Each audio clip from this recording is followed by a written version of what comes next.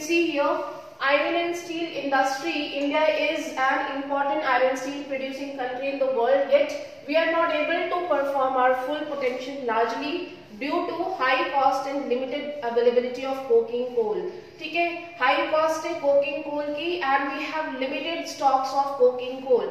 ठीक है, and lower productivity of labor. Often the labor is, you know, they are not working efficiently, और बहुत हमारे यहाँ पे थोड़ी सी प्रॉब्लम है, social problems, irregular supply of energy and poor infrastructure. So these are some basic reasons क्यों हमारी जो इंडस्ट्रीज हैं, iron steel industry, they are not able to produce good quality of iron steel. ठीक है, ये data को हम आगे, this is low productivity of labor. You can see people are in factories.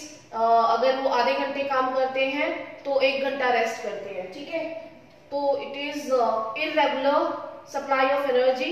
You can सी जो हमारे यहाँ पे इलेक्ट्रिसिटी का प्रॉब्लम है ये बहुत ज्यादा है. Poor infrastructure. You can see the traffic jam situation. Basically we can see in large cities, in metro cities. Okay, now look at the next topic. I am continuing from chemical industry से start करते हैं. देखो एक चीज यहाँ पे और ही है. We also import good quality steel from other countries. However, the overall production of steel is not audible. Okay. देखो we are on page number 72. We also import good quality steel. हम इंपोर्ट करते हैं good quality steel को. Ma'am you are not audible. But यहाँ तो मैं कोई Swati ma'am. Yes, can you see screen? Is it visible? Yes ma'am, you are audible also. I think Swati Okay. have network issues. Okay, चलिए तो देखते हैं कि देखिए कुछ प्रॉब्लम्स हमने देखी आयरन स्टील इंडस्ट्रीज की. इसके साथ ही साथ we are importing good quality steel from other countries. ठीक है, however the overall production there might be some problem स्वास्थ्य, बिकॉज आई थिंक यहाँ से तो कुछ भी मैंने किया नहीं है. Mike is working as it is. others, what about others? Can you listen, all of you? Ma'am, you are audible. सुनाई दे रहा है ना सभी को? Yes ma'am, you are audible. Swasthi please check once again. Check once again. एक बार unmute करके mute करिए फिर से. कुछ प्रॉब्लम आ रही है, हेडफोन को एक बार चेक करिए. ठीक है, चलिए तो हम देखते हैं. धीरे धीरे बच्चे क्लास छोड़ देते हैं भाई सेकंड पीरियड में. क्या प्रॉब्लम है आप लोग को? पढ़ना नहीं चाहते हैं?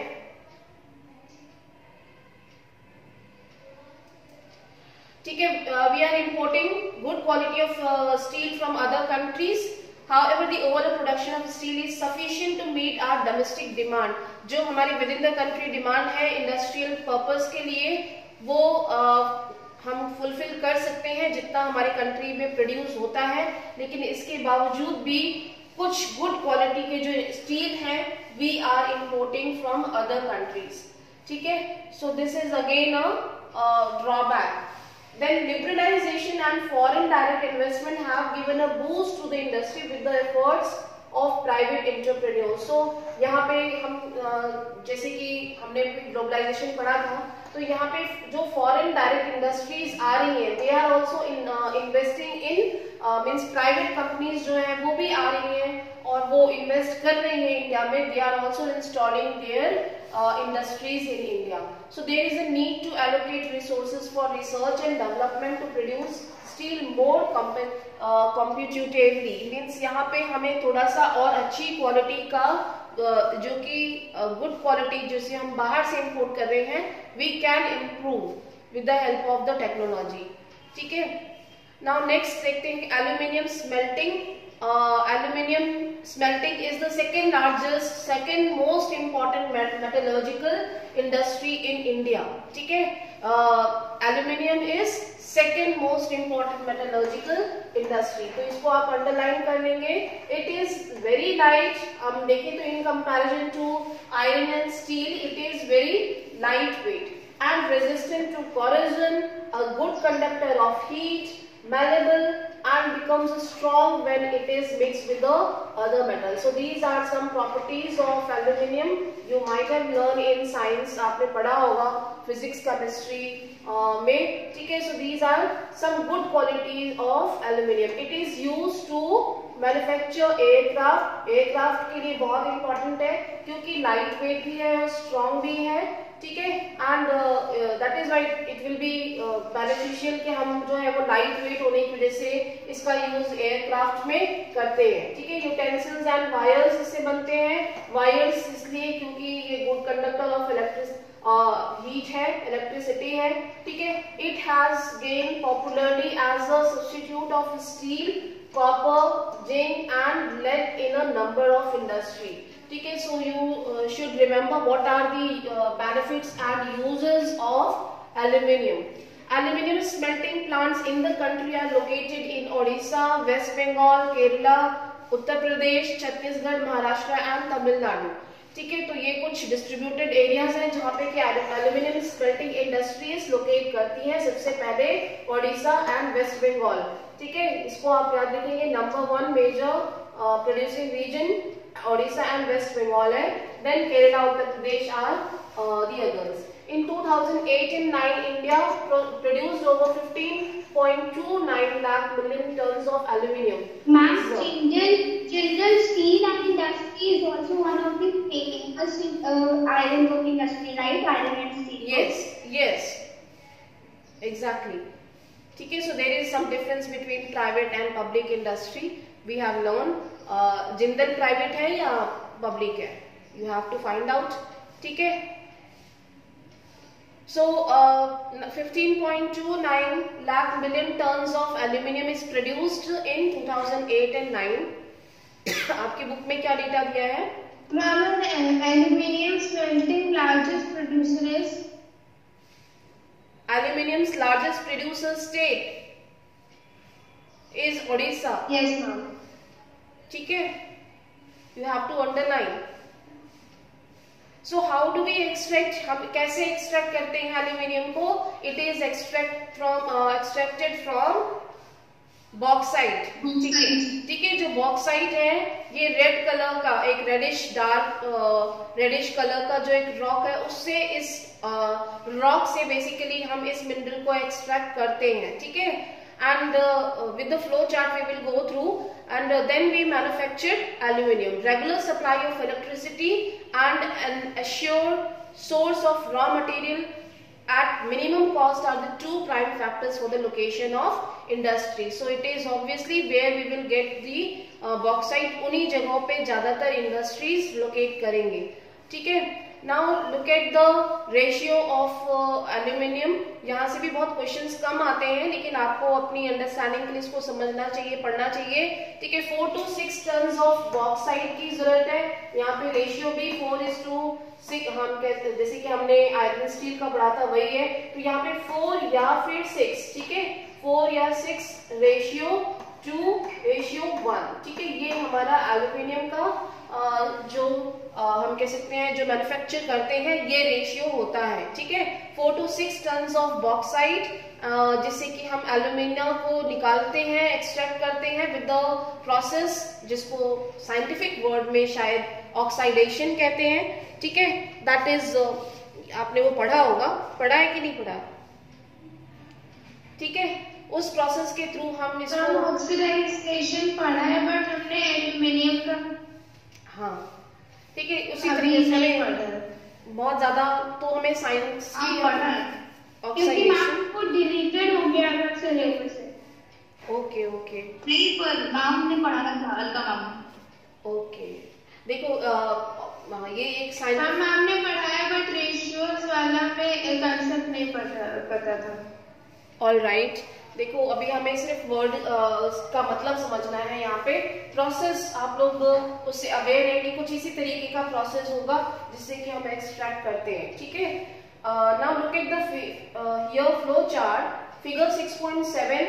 That is the process of manufacturing in aluminium industry.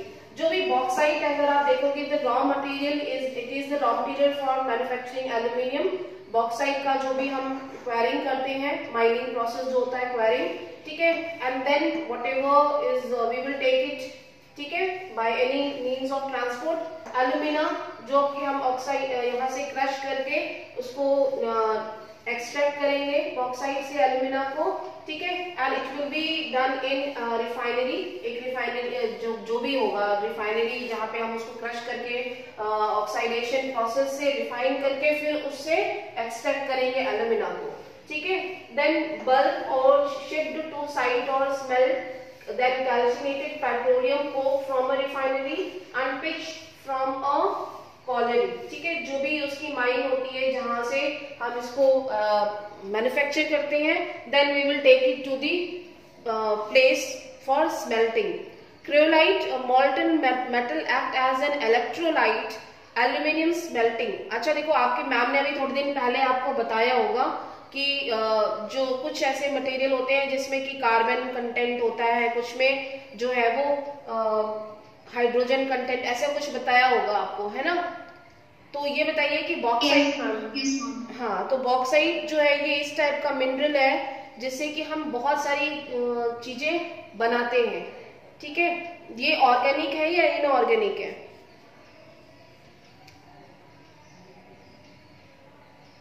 Ma'am अगर वो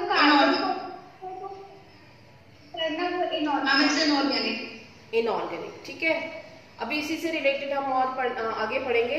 देखो, जो भी एल्यूमिना होता है उसको हमने स्मेल्टिंग प्रोसेस से निकाल लिया, फिर उसको हमने ट्रांसपोर्ट कर दिया साइट पे, और जहां पे भी जो भी इंडस्ट्री है, aluminium industry, and then it will call, जो एल्यूमिनियम होगा वो हमें मिलता है इससे, ठीक है। Okay, activity based question, in text question we will discuss later. Then ये सॉस पैन वाला छोड़ो, ये हम बाद में करेंगे। Look at the main topic, chemical industry, ठीक है। So what we were telling, chemical industry is again mineral based industry. We get some organic and inorganic minerals, ठीक है। तो ऑर्गेनिक और इनऑर्गेनिक मिनरल्स आपके केमिस्ट्री टीचर ने आपको शायद जरूर पढ़ाया होगा। Some minerals are carbon containing and some are non carbon containing, ठीक है। तो ऐसे मिनरल्स जो है उनसे भी बहुत सारी चीजें जो है वो मैन्युफैक्चर्ड होती हैं, जिसको कि हम इस टॉपिक में पढ़ेंगे। Like chemical industry is fast growing and diversifying industry which is almost contributing 3% of the GDP. GDP में इनका शेयर कितना है? 3% है। It is the third largest in Asia and occupies the 12th place in the world in terms of its size. यानी कि chemical industries जो है इनका कंट्रीब्यूशन 3% है, and it is lying on third position in Asia. Asia में इनकी third position है and 12th place in the world in term of size. It comprises both large and small scale manufacturing units, ठीक है। Rapid growth has been recorded in both inorganic and organic sector. Inorganic chemicals are basically वो होते हैं inorganic जिसमें कि ये non carbon containing minerals होते हैं, ठीक है। So these chemicals include sulfuric acid used to manufacture fertilizer, synthetic fiber, plastic, adhesives, paint, dyes, etc. stuffs, nitric acid, alkalis, soda ash, etc. ठीक है।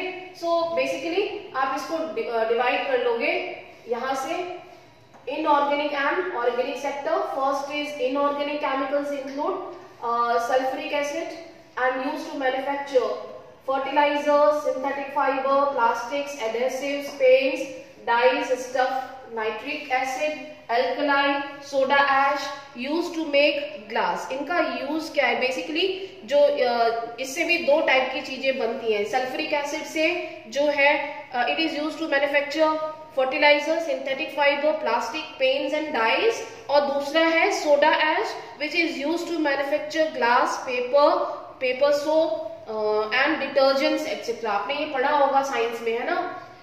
देखो जो दो टाइप की चीजें हैं यहाँ पे, एक सोडा ऐश का यूज क्या है? It is use to make glass, soaps and detergent, paper and caustic soda, ठीक है। इनसे ये चीज बनती है, यानी कि इसमें भी दो चीजें हो रही हैं। इनऑर्गेनिक केमिकल से दो चीजें बन रही हैं। एक तो बन रहा है सल्फ्यूरिक एसिड जिसमें होता है, जिससे fertiliser, synthetic fibre, plastic, paints and dyes वगैरह बन रहे हैं। और दूसरा क्या है, सोडा ऐश। सोडा ऐश जो है उससे भी अलग अलग टाइप की चीजें बन रही हैं, ठीक है। So these industries are widely spread over the country, ठीक है। ये स्वास्थ्य Ma'am, soda ashes anhydrous sodium carbonate. Yes. अब देखो ये सारे केमिकल नेम्स हैं, तो इतना ज्यादा हमें इतना भी डीप नहीं चले जाना है इसमें, ठीक है। हमें सिर्फ इसका यूज पता होना चाहिए। केमिस्ट्री में हाँ, अब उतना मुझे नहीं है ना, क्योंकि वो मेरे सर के ऊपर से चला जाएगा। अगर आप मुझे केमिकल नेम्स बनाएंगे तो वो मुझे याद नहीं रहेगा, ठीक है। आपको याद रखना है ये चीज, अंडरस्टूड, ठीक है। प्रगति, कशिश, अच्छा दूसरा है ऑर्गेनिक केमिकल्स। क्या हो गया, आवाज नहीं आ रही है प्रगति एंड कशिश की? Yes, ma'am.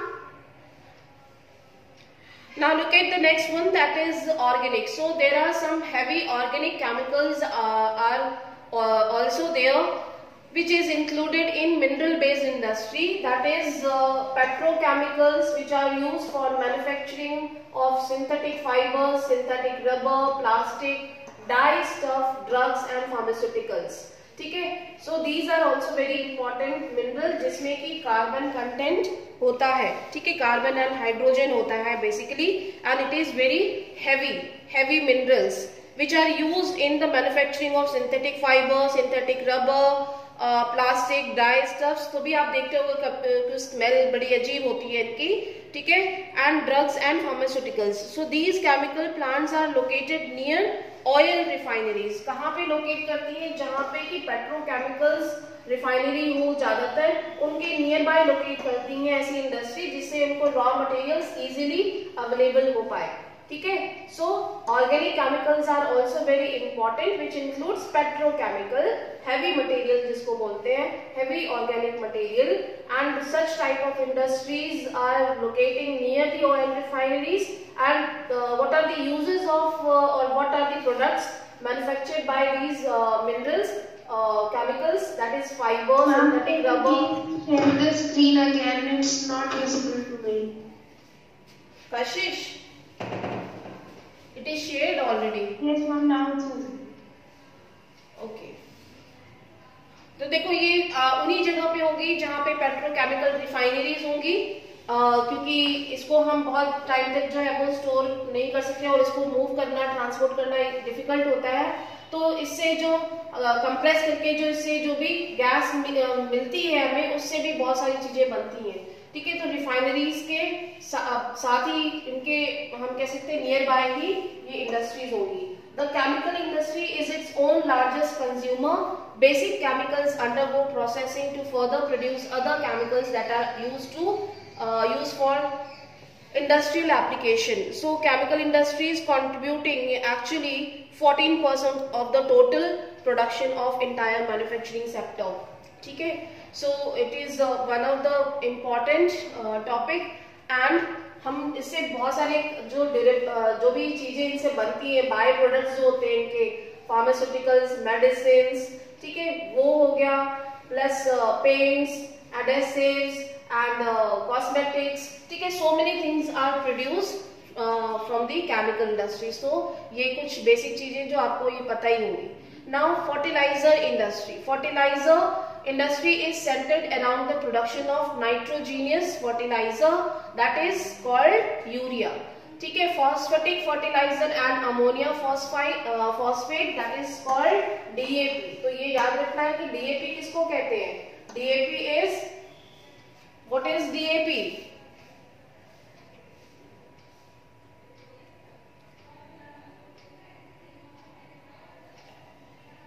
Yes, what is DAP? Don't know.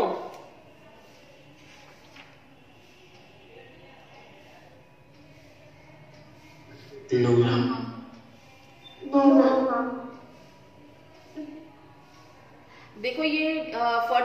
fertilizer है and it is very popular. So those who are aware about the cultivation, agriculture, farmers, so they used to this type of fertilizer to increase their production, DAP fertilizer.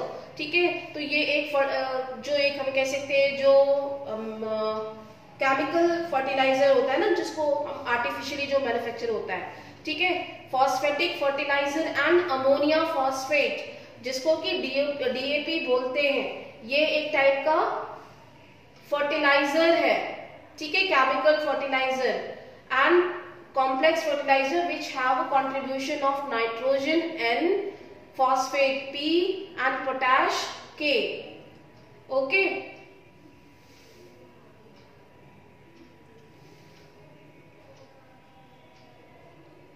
And the third one is potash is entirely imported as the country does not have any reserves of commercially usable potash or potassium compounds in any form. सो ये जो है chemicals हमें कहाँ से मिलते हैं, ये fertiliser जितने भी टाइप की बनती हैं, ये पोटाश और नाइट्रोजन, ठीक है, इन चीजों से मिलती हैं। और ज्यादातर पोटाश और ये फर्टिलाइजर्स जो है इंडिया में बहुत ही कम है इसके रिजर्व्स। हम ज्यादातर जो इंडिया है वो इसे इंपोर्ट कर रहा है फर्टिलाइजर्स को। एक मिनट, यस मैम।